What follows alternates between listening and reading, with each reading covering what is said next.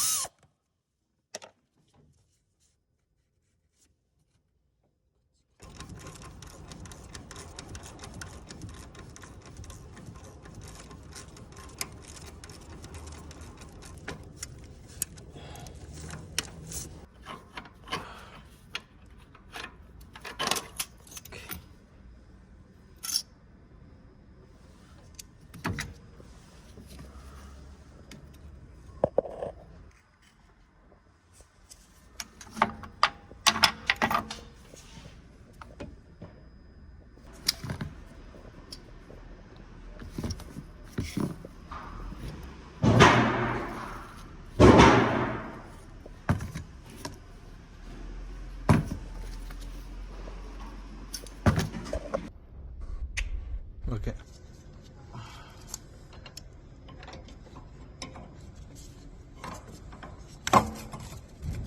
Nang sasari mas taka? Kiosong.